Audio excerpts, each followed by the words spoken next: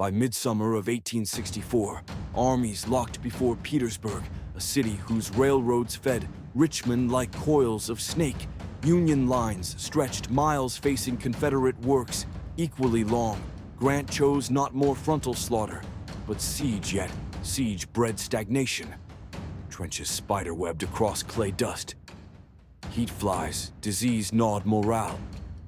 Men longed for stroke decisive. In Ninth Corps served regiment of former coal miners from Pennsylvania.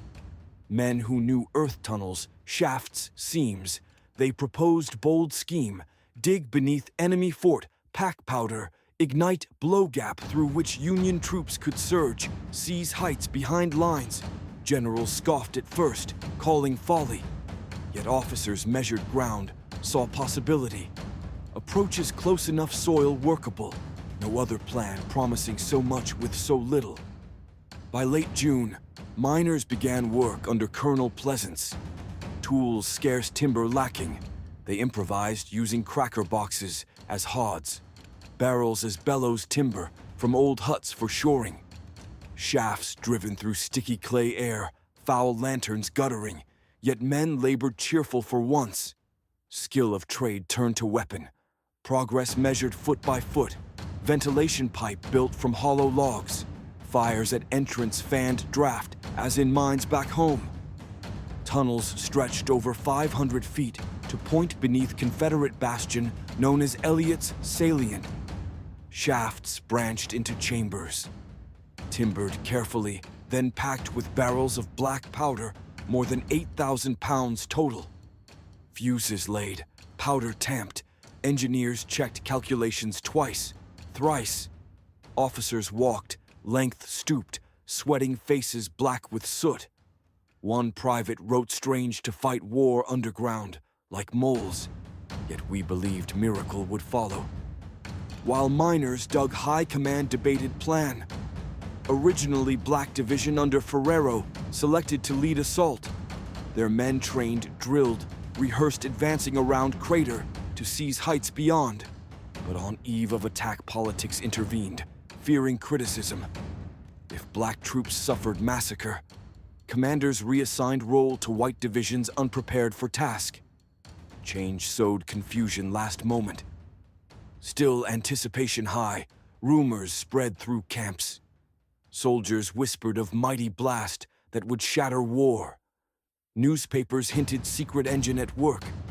Confederates unaware, though some sensed vibration, beneath feet dismissed as fancy. The night before, assault. July 29th, air-heavy humid men lay in trenches, eyes wide, hearts pounding, waiting for dawn that would shake Earth itself. Before dawn of July 30th, miners laid fuses through tunnel darkness. Close, air-hot, powder-packed chambers, sealed earth above still slept. Men waited in trenches, breath shallow expecting thunder. At 4 o'clock, signal hour came, yet silence lingered. Minutes dragged sweat cold with fear. Colonel Pleasance paced, muttering saboteurs failed. At last, 2 volunteers crawled into shaft. Relit fuse emerged, blackened gasping. Moments later, ground heaved. Explosion tore sky open. Shockwave rolled through lines, earth shook like quake. Bastion vanished in roar, flames and smoke geyser of dirt. Timber bodies hurled upward. Confederate guns, men tents, all lifted, scattered like leaves. A crater gaped, 135 feet long, 30 feet deep, lip-jagged soil smoking. Men on both sides frozen silent at sight. Some swore world's end had come. Union artillery opened, simultaneous barrage. Shells shrieked overhead, shaking air. Drums beat, bugles called, assault columns surged toward gap dust, still falling like ash from sky.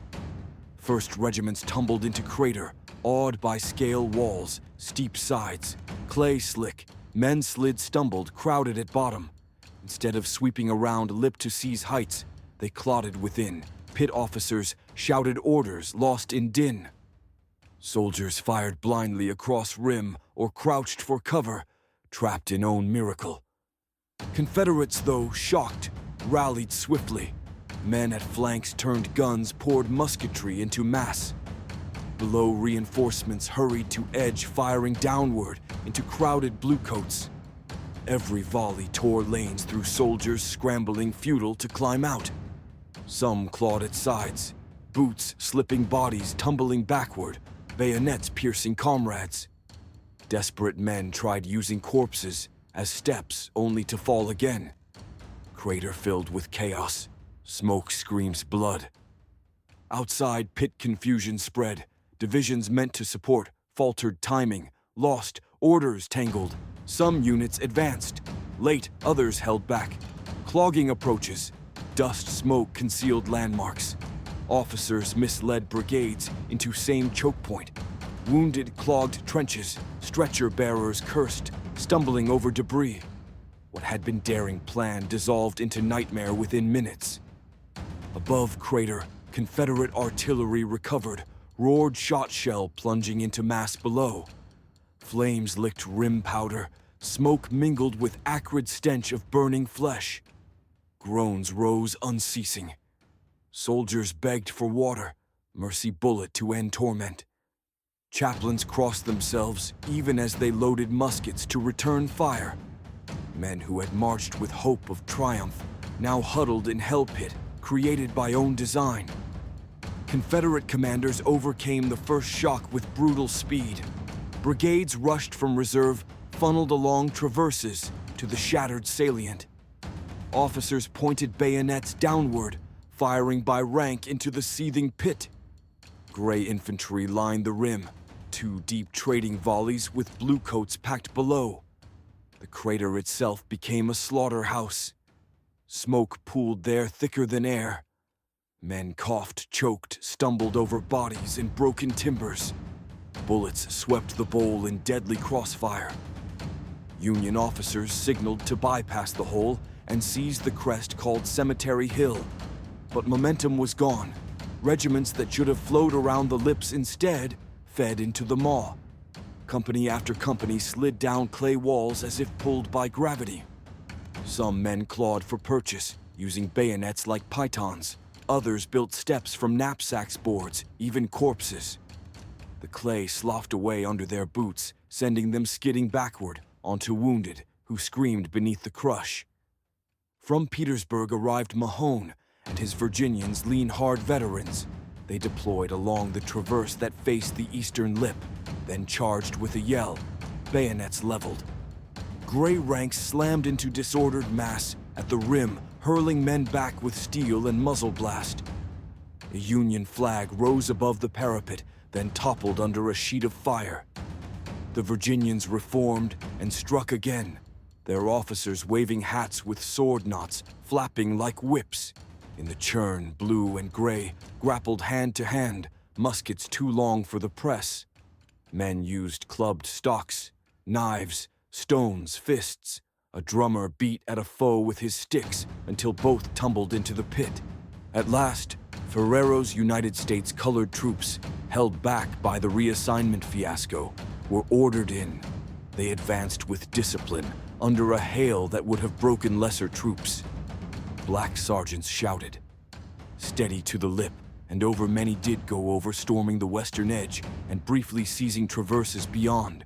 For a minute, the line flickered toward success. Then the counterblow hit Mahone's 2nd Brigade, wheeling like a gate to enfilade the new foothold. Fire scythed through the ranks. Officers of the USCT rallied again and again, colors forward voiced like trumpets. When they were forced back, they fought in knots, refusing surrender until cartridges were gone and bayonets bent. Inside the crater, the press grew unbearable. Heat rose from the raw clay, mixed with the stench of powder and blood. Artillery found the range and dropped shells that burst against the walls, hurling fragments sideways. The concussion stunned men into dumbness. Some tried to dig into the side with tin cups and plates, making shallow caves that collapsed when bodies piled there. Others lay flat and prayed for darkness. Chaplains moved among them, passing canteens, whispering psalms, then taking up rifles when the rim boiled with another charge. Communication failed. Flags meant to guide direction vanished in smoke. Runners lost the trenches and circled back with rumors instead of orders. A division commander sent for ladders. Fascines anything to scale the far face. Nothing came but more men and more fire. The plan to wheel left toward Cemetery Hill had become one word shouted and reshouted.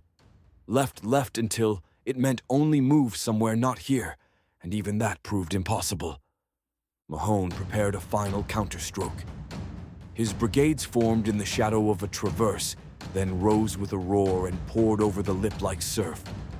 The shock drove men in blue down into the bowl where there was no room to fight. Some threw down weapons and raised hands only to be swept in the press.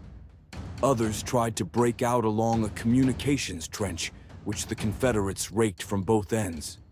The path filled with bodies in seconds. A color bearer wrapped his torn flag round the staff and used it as a crutch to climb. He fell and the silk slid into mud like a drowned thing. On the left, a mixed knot of white regiments, and USCT held a shelf of earth no wider than a wagon bed. They fired by files until barrels scorched palms, then passed the hot muskets back to comrades who cooled them with muddy water. A lieutenant with half a shoulder held muttered, "We were trained for the flanks." Not this grave. The next volley took him, and the shelf with him. Men tumbled into the mass below and disappeared. By late morning, the sun burned away the last of the dawn fog, revealing the full horror. The crater steamed like a kiln. Confederates on the crest stood in ranks firing deliberate, single shots, as if at a range. Their officers forbade waste while artillery rolled case into the pit with mechanical calm. A few bluecoats tried a rush along the exterior lip toward the open ground and were scythed down in 20 strides. The rest huddled in any fold of earth that shadowed them.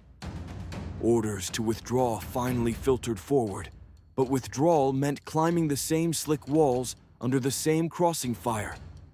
Some succeeded scrambling like desperate swimmers for a bank. Many slid back riddled. The USCT companies covered the attempt with stubborn volleys from the lip till they were nearly alone up there. Then they too were driven down, and the crater became only a place to die more slowly.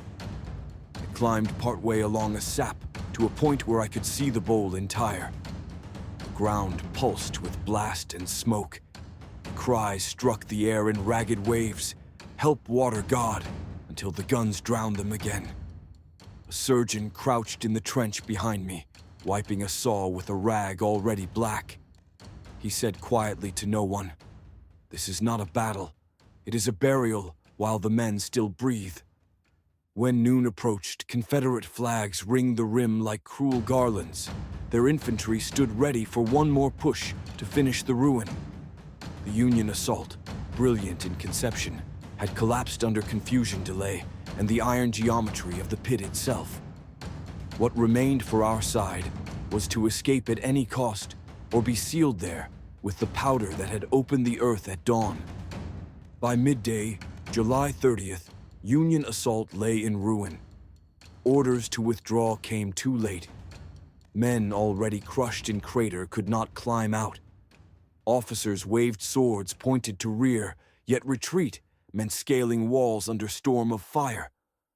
Small groups attempted scrambling on hands and knees. Confederates shot them down as they appeared. Silhouettes against sky. Others slid back groaning. Some tried tunneling with bayonets into side-seeking cover, like animals clawing burrow, futile gestures against tide of lead. Confederate infantry surged once more over rim bayonets flashing. Gray ranks poured fire, then plunged into pit. The fight devolved into slaughter. Soldiers too tightly packed to resist. Overwhelmed clubs, knives. Fists' last bullets spent. Men begged quarter. Some received it, many did not. Confederates enraged by presence of black troops showed no mercy. Accounts spoke of executions, bayonets thrust into unarmed prisoners, blood running ankle deep. Survivors carried scars not only of wounds, but of memory. By 2 in afternoon, battlefield silenced. Union survivors straggled back to lines. Faces chalk, white eyes hollow. Thousands left behind, dead wounded. Captured crater itself resembled open grave.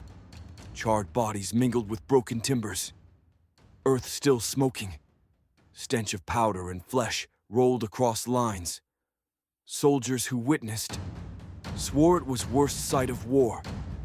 Casualties staggering nearly 4,000 Union men lost in hours. Confederates suffered fraction of that public outrage. Swift newspapers condemned, fiasco. Soldiers cursed, generals planning derided as blunder greatest of campaign. Grant admitted plan brilliant in conception, but failed in execution. Burnside, relieved of command stigma, clung forever to Ninth Corps. For Confederacy victory, heartened defenders of Petersburg, proof they could resist siege, yet they too recoiled at spectacle. For black soldiers, tragedy doubled. They had trained for lead assault, promised chance to prove valor, then held back inserted, late into chaos where chance already gone. They fought bravely many to death, yet stories twisted by prejudice.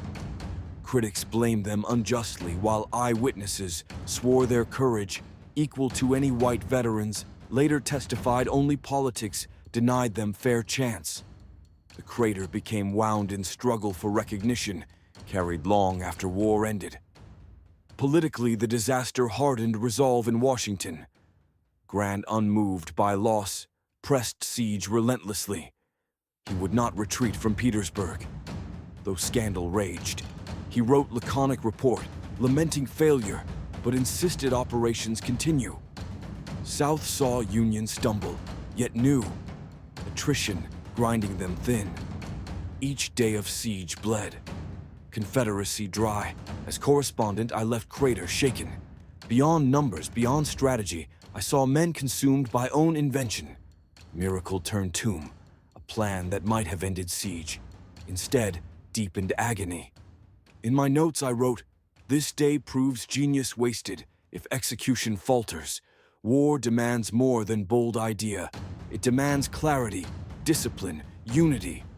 Without these, Earth itself becomes enemy, swallowing hope as it swallowed men at Petersburg."